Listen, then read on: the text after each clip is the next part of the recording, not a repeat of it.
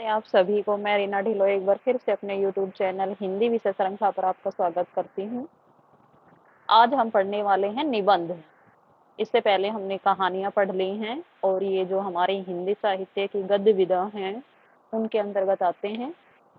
सबसे पहला है दिल्ली दरबार दर्पण और ये भारतेंदु हरिश्चंद्र जी का लिखा हुआ है। 1877 में इन्होंने इसको लिखा था।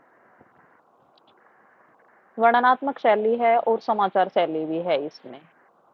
28 अप्रैल 1876 के घोषणा पत्र में महारानी विक्टोरिया भारत की साम्राज्ञी घोषित की गई थी। उसी के उपलक्ष्य में 1 जनवरी 1877 को दिल्ली दरबार लगा था।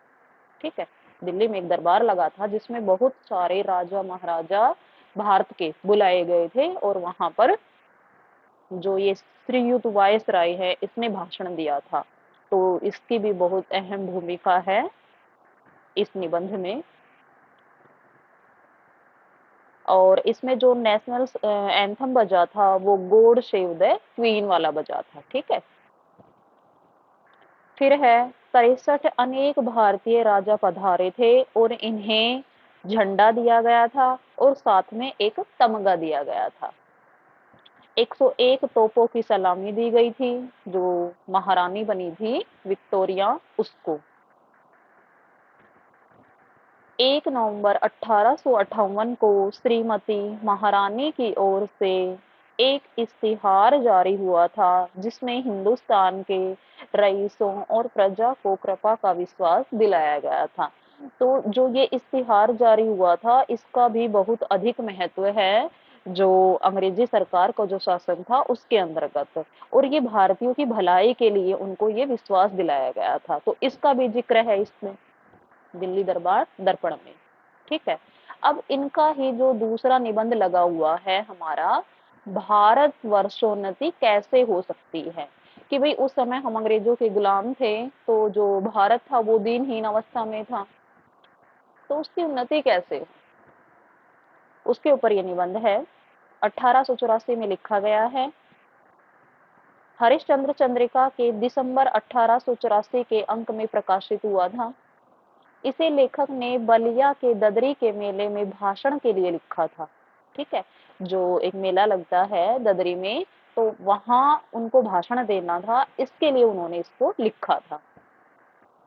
कुरीतियों अंधविश्वासों को त्याग कर शिक्षित होने की सीख इसमें दी गई है कि भाई अंधविश्वासों में मत पड़ो, जो बुरी रीतियां हैं उनको दूर करो और पढ़ो लिखो, अपने देश को आजाद करवाओ। अब इसमें एक वर्णन आता है कि 3 मेंढक एक दूसरे के ऊपर बैठे हैं। तो जब सबसे ऊपर वाला पहला जो मेंढक है वो कहता है जोक शोक, दूसरा कहता है गम शम और तीसरा कहता है गए हम। तो उस समय भारतीयों की स्थिति भी यही थी कि गए हम। इसमें आलस्य भारत की दुर्गति का कारण है और इसमें जो मलुकदास की पंक्तियां हैं कि अजगर करे न चाकरी, पंछी करे न काज, दास मलुका कह गए सबके दाता राम। मीर हसन की मसनवी और इंद्र सभा को लड़कों को बिगाड़ने का साहित्य कहा है। ठीक है, और लाजवंती जैसे अपने फटे पुराने वस्त्रों से अपने शरीर को छुपाने का प्रयास करती है, उसी प्रकार हिंदुस्तान भी अपनी लाज बचाने के अवसर में था। तो लाजवंती और हिंदुस्तान दोनों की अवस्था एक जैसी थी। फिर जो पृथ्वीराज हैं और उनके जो दरबारी कवि थे चंद जी, तो वो जब पृथ्वीराज ने जब कुछ बोला, शब्द निकाले, तो उसके ऊपर जो सॉरी चंद बरदाई ने जब कुछ शब्द निकाले तो पृथ्वीराज ने एक शब्द भेदी बाण चलाया और वो सीधा जाकर के दुश्मन के सीने में लगा और वो वहीं ढेर हो गया। ये जिक्र भी है उसमें।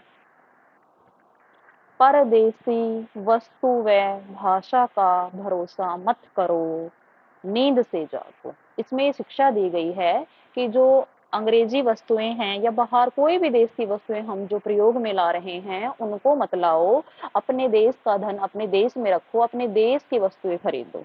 ठीक है, तो ये दोनों निबंध हमारे भारतेंदु जी के लगे हुए हैं अब की बार नेट जेआरएफ के सिलेबस में पिछली बार भी लगे हुए थे, तो इनका स्क्रीनशॉट ले लें और बाद में ध्यान से पढ़ लें।